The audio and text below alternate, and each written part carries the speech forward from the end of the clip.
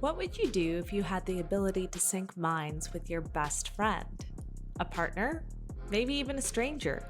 Would you share the deepest part of yourself with them? I can already read your mind. Then what am I thinking about right now? You're thinking about how much you want people to support our Kickstarter for our first feature film, Sync. You're so right. If we raise the money, we can make an amazing sci-fi thriller about mind syncing and toxic relationships. Support women in film and check out our campaign now. Just go to Kickstarter.com and search Sync, that's SYNC, or click on the link in our bio on social media, and follow us at FemRegard and at Sync the Movie. Fem.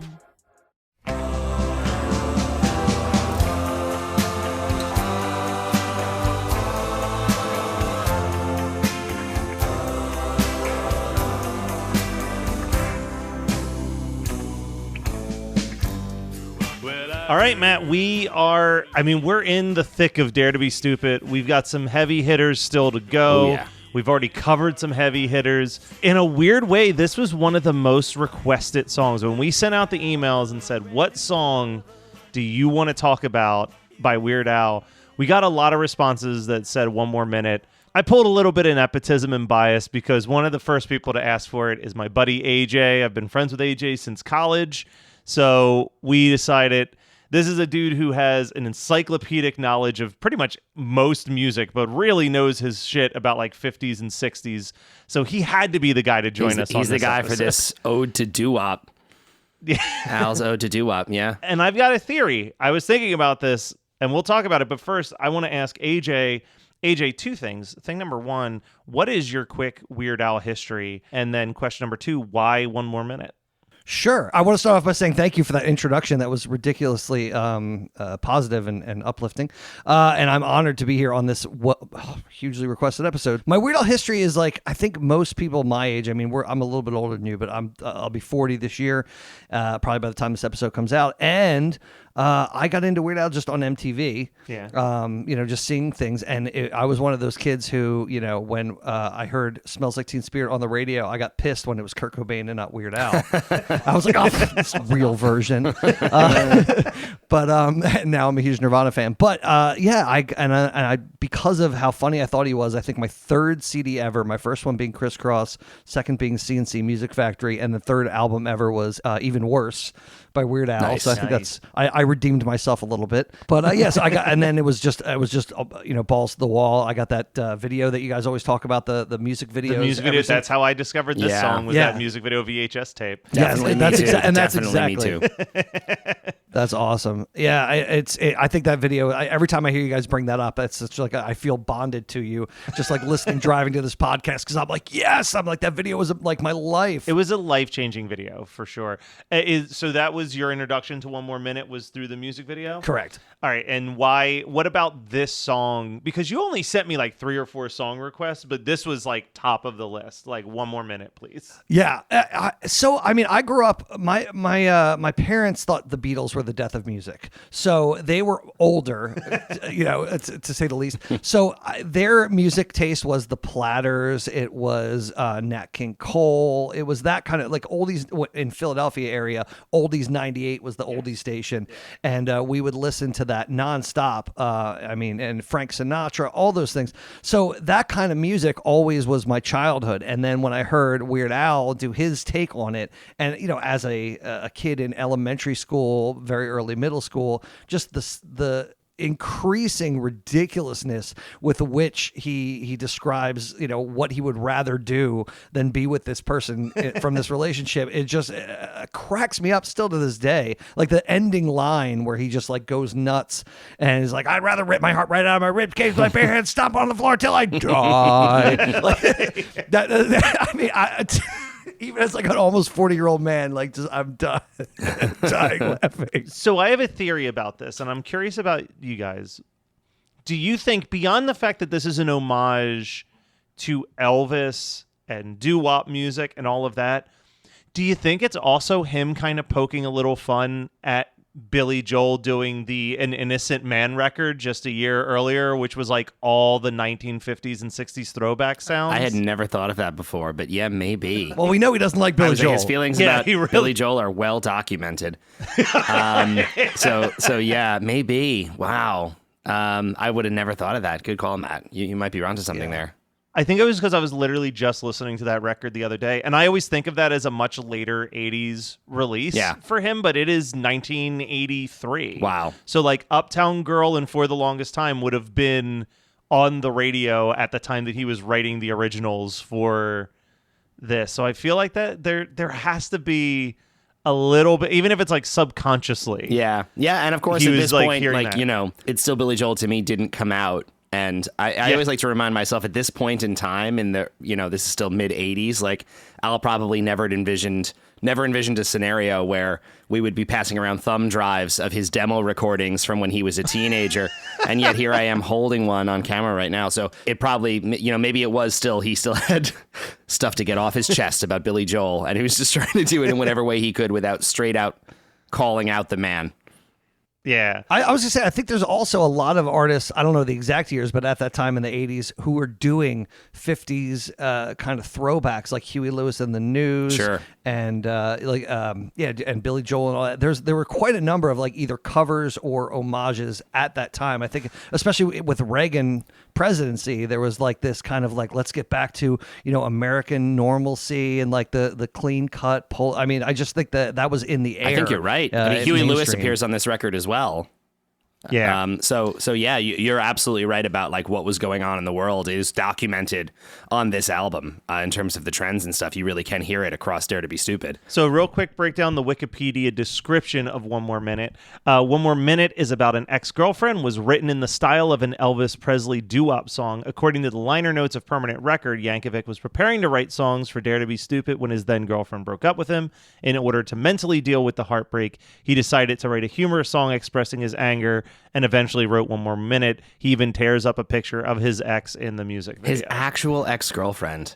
I had to double check that because I saw it in the video and I rewatched it. I always thought that was an urban legend, but I guess he's gone on the record and said no, it was her. According to every official source, in the video for this song, he holds up a photo of a woman and tears it in two, and that is an actual ex, that is wild to do. Look, we've said it in the first two albums. It starts to fall apart around this album, but Weird Al is punk rock as fuck. I mean, he is, he really is. And also like on record and off record, it seems like his personality. And it's funny too, because like he's obviously well known as being like such an affable, lovely guy.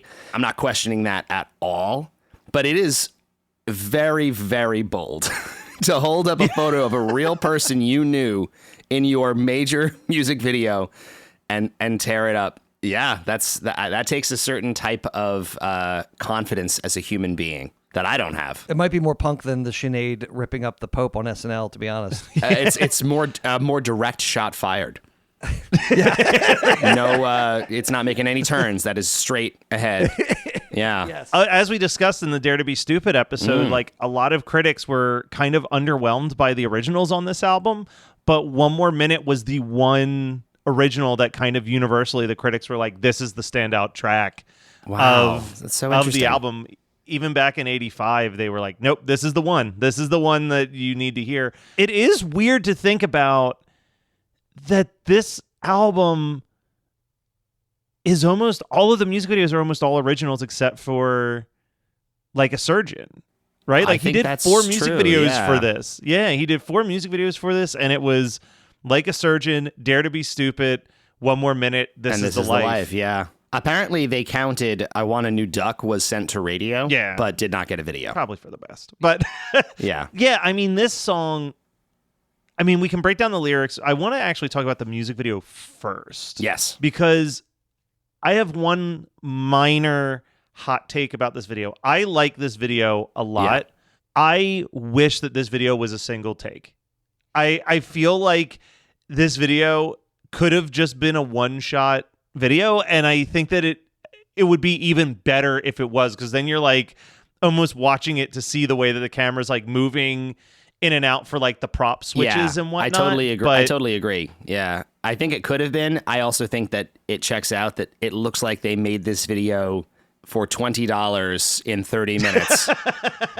You know what I mean? So I think that probably that was just more time than they were able to give it. willing to invest. Yeah. Because this was, funny enough, in our time doing this is the most low budget Al video we have seen. And that includes the stuff from his first record that Yeah, we said was low 100%. budget. But this is truly a single setting. With like 5 props. Yeah, like a couple props. But for the most part, it is just Al with his band behind him as his backing singers. Well, and In his, black and white. Yes. His band are the stars of this I mean, video. Like Al is front and center, but that choreography is incredible. It's incredible. It is like, it seems like he told them, like, do me a favor and just barely learn this. Because they're you can tell that they're trying. They're really trying to do it. They're also not dancers. It's not their job, but like they're really trying, but the moves are so like stilted and like half done, and the number of times where you see one of them catch up to the others, like, oh right, we're going to the teeth thing, like oh god, watching them in the background is without it, and they're barely in focus the entire video, and yet you have to look at them the whole time. So, we've talked about things where it's like, especially because we were raised on that VHS tape. Yeah. Right. There are times where you're just listening to the song, but like certain moments in the music video were like implanted in your brain. Oh yeah. For me, when I'm driving, listening to the Dare to Be Stupid album and the like dip, dip, dip, dip, dip, dip, dip part kicks in, I see them doing that awkward side stand together with their hands like burned into my brain. Yeah. It is such a perfect shitty choreography for that part of the song. It's fantastic. I mean, again, talk about making the most of very little. They did a really, really good job at nailing all the right vibe marks for something like this. Like it is super, super effective with, again, almost nothing aside from like the prop of a phone, a photo, broken, salted broken glass, the door, all that. Like, but that's it. I mean, it is really just a stand there and sing the song. Oh, and the microphone stands, which is my favorite part. The microphone stands joke of him just shattering, like he breaks the one The in first half, one he just the next pulls one apart and then throws it aside, and then a second later grabs another one just like that. Like, oh, it's so good. Yeah. Oh, dude, when he bends down and it's like a rubber stand. Oh, Well, it's I so was going to good. say, guys, it cannot be a coincidence that the joke where the mic stand goes flaccid is on his self-service pump line. I know. I mean, it is right. I mean, we got to address. I have never noticed that before watching this video. Again, because I probably have not seen this video since I was too young to get that joke. And now going back to it for this, I was like, I mean, everything you needed was right there in front of you the whole time to understand what he was saying here. But it is still very surprising to me. I cannot get over that joke being hidden in this track. Dude, we do have to address that. This is the song that has the masturbation joke from Weird Al Yankovic. So here's a fun game we'll play. Do you remember when you figured out that joke? Oh, okay. So I distinctly do. I didn't know where that was going, Matt, for a second. I thought the same thing. I was like, wow, Matt's really going to take us down a path Yeah, here. we're getting blue. I was like, no wonder I'm on this show. Yeah, no. Oh my Oh, God. I'll Do you never remember- forget. Okay. No, I had a Kathy Ireland poster. no, I don't think I do. But it was very, very late. Because, again, an interesting thing about these songs, and this came up on a bunch of these tracks already, is like there's something about when you hear these when you're really young. And when you hear it and the lyric goes over your head and you just accept it for what it is, then even when you're older and you know those things, the dots don't connect. You don't realize because it's just a line in your head on its own, and you've missed. I feel like if you don't get the subtext in the moment when you learn it, it's very difficult to connect again later. Like someone did have to tell me, and I can't remember who it was, but someone had to tell me that was in this song, and I was like, "What?" Yeah. And I went back and re-looked at the lyrics. I was like, "Oh my God, it is." And keep in mind that just a couple weeks ago, both you and I bonded over the fact that we thought that gosmers was some type of medical term Yeah. because we didn't realize he was saying gauze, nurse. Yeah, give Like- me all your gauze, nurse. And when I was like, what are gauze, nurse? So AJ, do you remember when you finally realized there was a masturbation joke in a Weird Al song? It was when I walked in the door of your house, Matt, and you said, "This is the song with masturbation on it." Very excitedly. See, there you go. I was like, okay, I just took your word for it, and like now that we're talking about it now, I'm literally connecting the dots as we record. So I'll play a little snippet of the actual cover, but I used to love Comedy Bang Bang back when it was called Comedy Death Ray. Yeah. It was a Comedy Death Ray podcast, and Scott Aukerman would always have comedians come in, and they would either pretend to be celebrities or he'd bring in actual comedians, and they would do songs. And I haven't listened to it for many years, but for a while it was one of the most interesting, unique podcasts out there.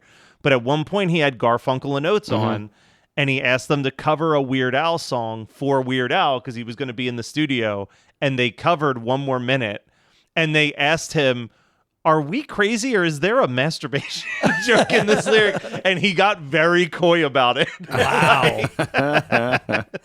So That's amazing. That was, but then it's an awesome cover. Oh man, I love Garfunkel and Oates. especially because they found a way. They said we're going to Garfunkel and Oates it up a little bit, so they extend that ending with a lot of profanity. Oh man. Then spend one more minute with you. Yes, I'd rather make it in a huge pile of thumbtacks or stick my nostrils together with crazy glue. I'd rather dive into a swimming pool filled with double-edged razor blades than spend one more minute with you. I'd rather rip my heart right out of my ribcage with my bare hands and throw it on the floor and stomp on it till I die. Then spend one more minute, just one more minute, spend one more minute with you. That's awesome. That is awesome. It's funny, another just like quick, Al connection, because it all does connect. Like Al wound up on Comedy Bang Bang at the end of the television show. He was the musical the last host. 2 seasons. Yeah, he was the Reggie. Al was, replaced. Well, Reggie Watts, and then Kid Cudi did it for a brief period, and then That's Al, right. Kid Al Cudi did it finished for the a year. show. Connection. Weird Al does a Kid Cudi song in one of his polkas. That's true. He so- does. He does. Yeah, it's all incestual. On Yeah, this it's all going to connect. By the end, we're going to have a perfect understanding of the whole universe. Do you like to laugh, geek out on music, and learn all about that band or artist who had that one song back in the day, but then seemed to fall off the face of the earth? If so, you need to subscribe to One Hit Thunder. Together with an array of interesting and hilarious guests, we do a weekly dive into one-hit wonders like Eiffel 65's Blue, Krayshawn's Gucci Gucci, EMF's Unbelievable, Delamitri's Roll to Me, Los Del Rio's Macarena, Musical Youth's Pass the Dutchie, and even Patrick Swayze's She's Like the Wind. So are you subscribed to One Hit Thunder or what? As Desiree would say, you gotta be. And as K7 would encourage, you gotta come, baby, come and join in on the fun of the One Hit Thunder podcast.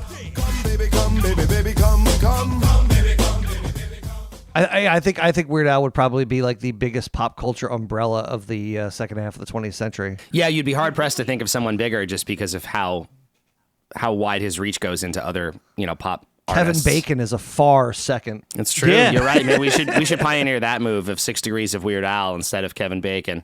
You might be onto something there, AJ. I mean, you remember for a while I was pitching my concept of 6 Degrees to Can't Hardly Wait because so many people were tied into that movie that I'm like, I think you could literally connect anybody back to that movie. And I think I just saw Deborah Kaplan was like literally in the row or 2 rows behind the incident that just happened as we record this at the Venice Film Festival where Harry Styles spit on Chris Pine. I think she was like literally like perfectly in the center of that shot. She was just posting on Instagram. So there's another connection to Can't Hardly Wait. There you go. See, it all connects. Suddenly, I feel like we're that It's Always Sunny meme with Charlie Day with all the Post-it notes behind him, drawing the crazy connections. Like we're going to become that kind of podcast. I'm up for it. I liked this song before I liked the music that this song was parodying. It's like the that's best way fair. I can put it. I would agree with that. Like now, And like now I love this stuff. Like, yeah. No, it's because if it wasn't for the funny lyrics, there's not. Musically, it's not funny. There's nothing goofy about the music here. Unlike some other songs on this record that have a lot of like comedy elements baked into the music, this is very, very straight, style parody or a genre parody, I guess. I mean, I don't know if this is officially classed in any way, Matt. Like, are we saying this is a straight Elvis style parody, or is this? So that's what they said, but I don't think that Al's really putting on. I think that if Al was sincerely doing an Elvis parody, he would have way more Elvis-isms in the song. You know what I mean?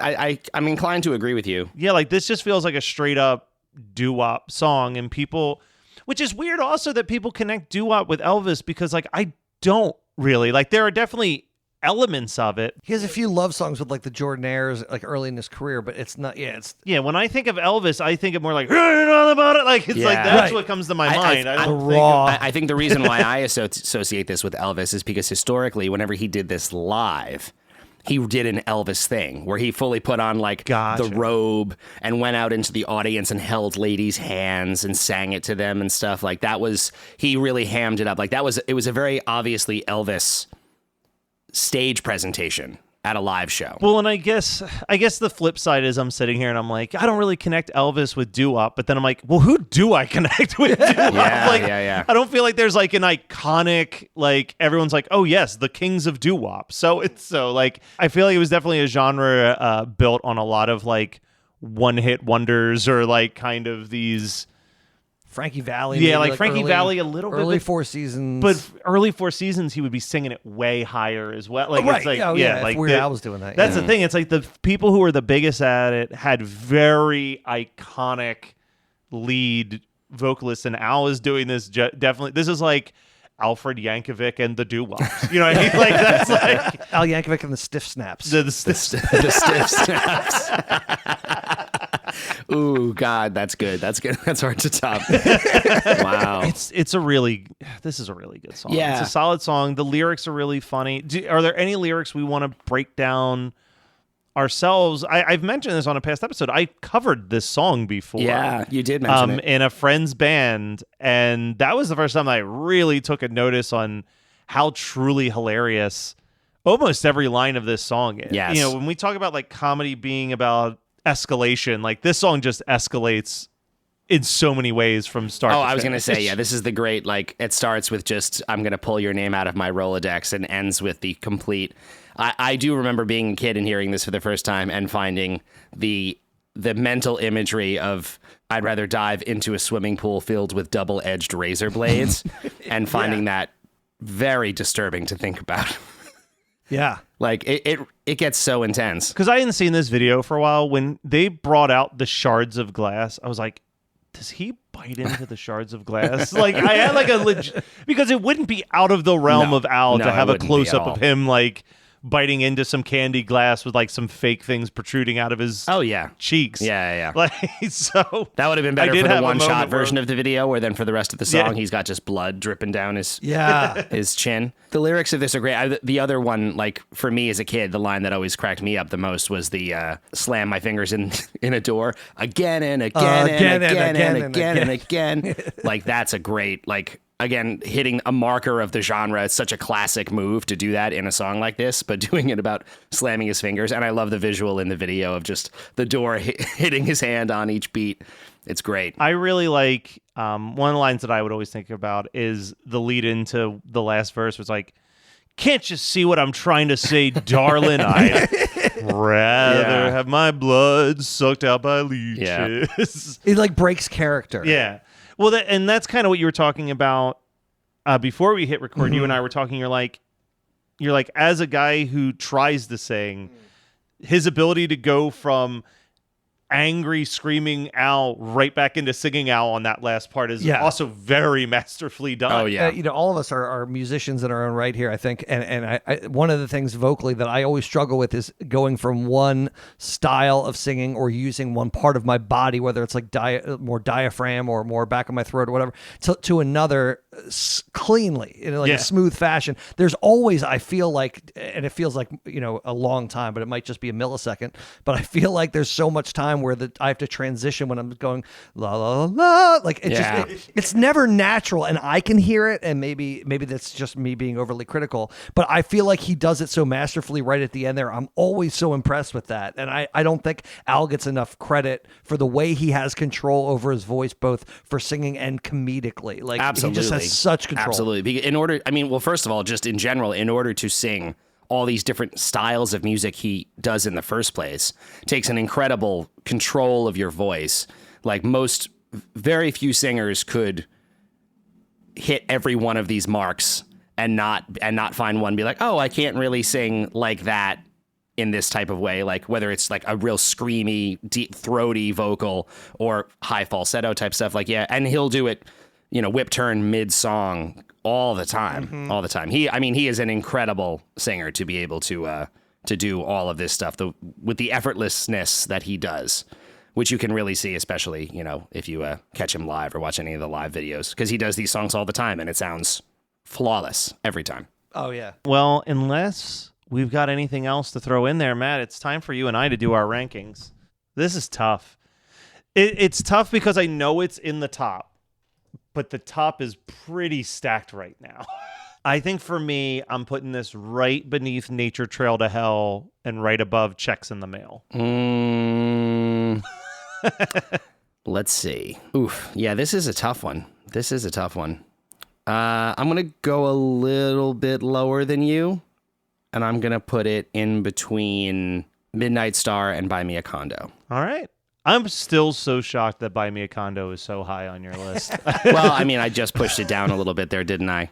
That is true. I will say I did take a couple people messaged me and they were not on board with my take of Buy Me a Condo, which is totally fair. Look, I'm here. I'm putting myself out there with these opinions, you guys, and by all means, you could also say to me, say to me, I can't believe that Checks in the Mail is in your top 5 right now. Checks in the Mail is extremely high for Matt. So if anyone's concerned with my takes, we can talk to Matt about the Checks in the Mail being Al's magnum opus. All right, now AJ, you get this exciting thing with the guest rankings, right? So currently, from worst to best, the guest rankings are: It's Still Billy Joel to Me, King of Suede, I Lost on Jeopardy, Nature Trail to Hell, Eat It, and Like a Surgeon. And that's so you just went from bottom to the top. From bottom to the top. Okay. So you can place One More Minute anywhere on here, but then also you can move another song into a position you think is more appropriate. I know exactly what I want to do here. Ooh. Okay. So I've been a loyal listener to the podcast. I love it. Yeah. I've been driving around like, well, if I ever get on this podcast, I'll tell you what I'm going to do. I definitely want to put One More Minute.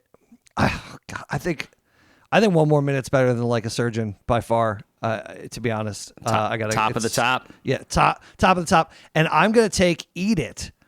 And I'm going to put Eat It. Oh God. See, the vitriol and the hatred for Billy Joel that I have wants me to put it below Billy Joel, but it's such it's, you're dropping Eat It. I'm dropping Eat It. Sorry, Fafalios. This is great. So far, everyone's been moving Eat It, which makes me really happy. This is the song that people are just like, I want to tell you what I think of Eat It. This is like the worst. Yeah, this is like a Christmas party going. When Santa went crazy on Eat It with this. Shift around. I'm gonna put it below I Lost on Jeopardy. Okay. Got it. So you still can't deny that it's a better song than King of Suede. Yeah. Oh no. You know what? Put it above I Lost on Jeopardy. I'm sorry. So the ranking, as far as I'm concerned, goes One More Minute, Like a Surgeon, Nature Trail to Hell is a goddamn genius song.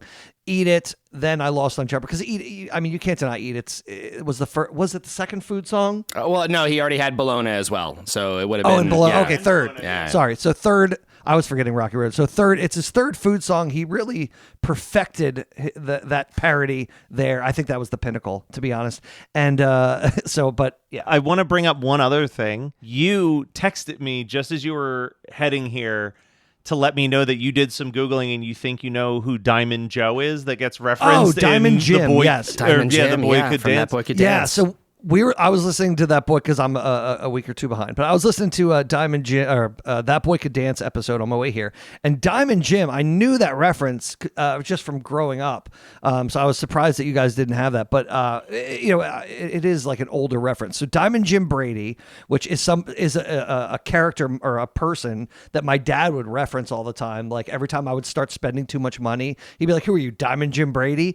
Diamond Jim Brady was like a businessman from from like the 1800s, died in like 1917 in Atlantic City. So he was a figure known around like New York, Atlantic City as just like this rich businessman tycoon. I mean, you look at the kind of painting here, Matt, you can see he's wearing like a tuxedo with a carnation. And I mean, he is just a rich motherfucker. Looks like an oil tycoon.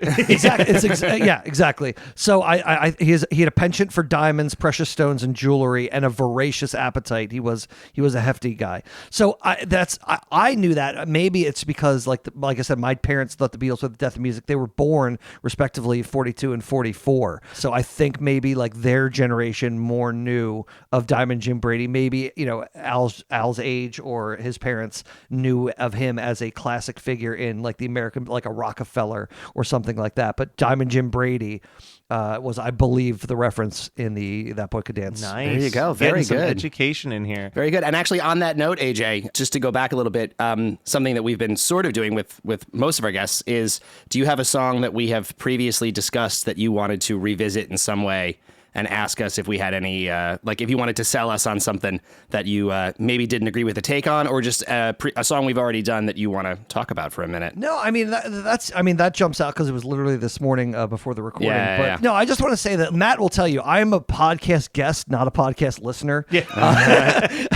Being friends with Matt for so many years, I struggle to listen to, just because my dad would listen to talk radio and I like music. So I just want to compliment the two of you, because this is the first podcast that I have been voraciously waiting for every single week to drop. And I love listening to Matt, and I think he's great, but like I can't listen to any of the other like Geekscape network things. It's not that they're not good. They're phenomenal. I don't have the attention span. My ADHD is that advanced and unmedicated. But yeah, this is the perfect podcast for someone like me, and I hope I've been like trying to promote it everywhere. So and we see it. we I definitely appreciate see it. it, AJ. Thank you so much. That really means a lot. That's really, really cool to hear.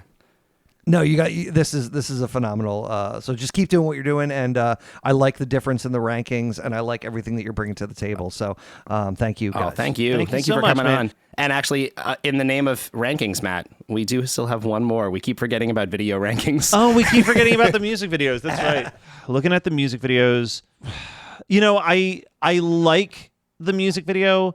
It's a simplistic music I video. say it doesn't feel as essential as some of the other videos we've seen here, where they really, they are so tied to the song that I can't not think of them together. I don't feel quite that same way about this one.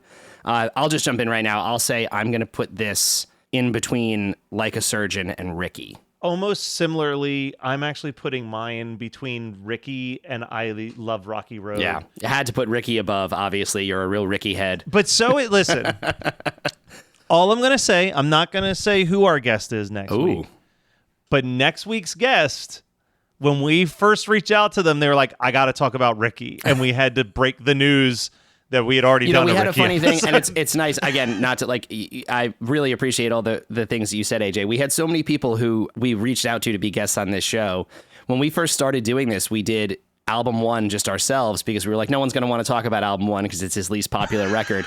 And then we reached out to guests, and all anyone wanted to talk about was stuff from album one. People were like, can we talk about Ricky, Mr. Frump, I'll Be Mellow When I'm Dead? All these requests were like, we totally blew it. I had no idea that was going to be so No, but beloved. I think it was the right thing. It was the right thing we needed to do. We needed to get through that album first to get our feelings figured out as like being co-hosts before we could introduce a third voice into this world. Well, I'm going to keep asking guests for their opinions until someone comes on and yells at me for not inviting them on for I'll Be Mellow When I'm Dead or something like that. That's my plan. I mean, stay tuned. Next week, it could happen. It could happen. And AJ, one last thing. Obviously, I've said it before. I love having you on, especially music podcasts, because I respect you as a musical mind. Oh. But you are always active doing different things as a DJ and also like on your Facebook accounts and whatnot.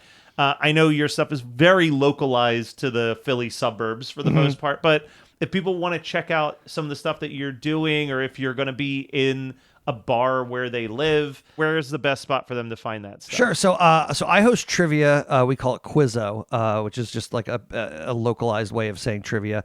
Monday through Wednesday. So in Phoenixville, Pennsylvania, and Newtown Square, Pennsylvania. And if you reach out to Matt, he'll let you know where I'm at. So I enjoy that, and then I also DJ. And I play acoustic guitar and whatever, which I wouldn't recommend anyone listen to me sing, but some people pay me to do it. But I do the DJing stuff. You can find on Mixcloud. So it's like a website, mixcloud.com, and then you just type in / either DJ AJ Santini, and I have like my actual DJ mixes, like dance music and stuff, or I also run something called the Music Appreciation Society, which is less of a society and more just me being an idiot, and it's mixcloud.com / Music Appreciation Society, and I put up like a bunch of random mixtapes that are meant to sound like a cassette with sound effects, like the cassette being flipped over and whatever. It's 45 minutes aside, and there's things to do to take up my time. I have to check that out. That sounds right up my Thank alley. you, yeah. That's very cool. Yeah, and I mean, a big shout out to AJ. During the pandemic, he would just battle against Facebook copyright law every afternoon and go live on Facebook during everyone's lunch break and just DJ an hour-long music session. Oh my God, I went Facebook through that Live. myself when I did the Owl live stream. It was very, very tough. I got shut down everywhere. So mad that I like learned about that after. Yeah. That's when I've discovered during the pandemic doing like the movie live streams that clearly Twitch is the Wild Wild West, where there is no one combing for copyrights the way that they do on YouTube and Facebook. They weren't for a long time, but I think they are now. I think people got wise to it now because that's where I did it, because I tried YouTube and they shut me down. I tried Facebook and they shut me down. And Twitch was the only place that let me stream uninterrupted. And I got a notice like after it was over, like, oh, we think you might have played some copyrighted material. I was like, oops. Oh yeah, no, I still go through afterwards and delete. Oh, as soon as the that's what I live did stream's too. done, I delete Yeah. it from existence Yeah, that's to be what I did sure. too. Yeah, I've never had a live stream interrupted on Twitch, is what Oh, I'll yes, say. no, never I've definitely interrupted. got the YouTube shut me down, I've gotten the Facebook shut me down, yeah. notifications. Yeah. No, I permanently have lost my YouTube connection with my email because of the pandemic. Yeah. I literally try to click on YouTube links from Google, and it's like, oh, you can, like I permanently have problems clicking things. I have to like go through like a third party. Oh, It's God. terrible. Yeah, I don't break the law, kids. No, don't do it. Just don't do it. So AJ, if someone listening to this comes to see you at one of those events where you're playing acoustic guitar and they yell out 1 more minute, is that something that they might be able to hear? Well, now that you've put it in my head, I guess I kind of have to. All right, there you go, people. Well, you do also, I do want to shout this out because I don't think I've seen many people do this. You also do music video DJing. Yes. Where it's exclusive. Oh, Like you that's fun. I have like your that. computer hooked up to the TVs in the bar and you are exclusively playing the music videos with every single song. Yeah, which is funny because they were just discussing that in one of my DJ groups. Someone asked, "Does anyone do music video?" And every other DJ was like, "Oh, that trend passed. Like, nobody does that anymore." And I thought I was like ahead of the curve that no one was doing, but apparently it was a big thing 10 years ago, and now nobody cares anymore because of how large the hard drives have to be. But I you love made it a novelty. Again. I So now love you're it because you're people the are like, remaining. yeah, and like unfortunately, like sometimes like it'll kill your dance floor because people will just stand there and stare, and they're like, "Is that what Whitney Houston looked like?" Like, wow, the kids. But no, I loved it. It is fun. Thank you for bringing that up. Yeah. Awesome. All right. Well, we will be back next week with, I mean, one could say it is the biggest, most important song in the Weird Al live show for sure. A strong contender. A strong contender.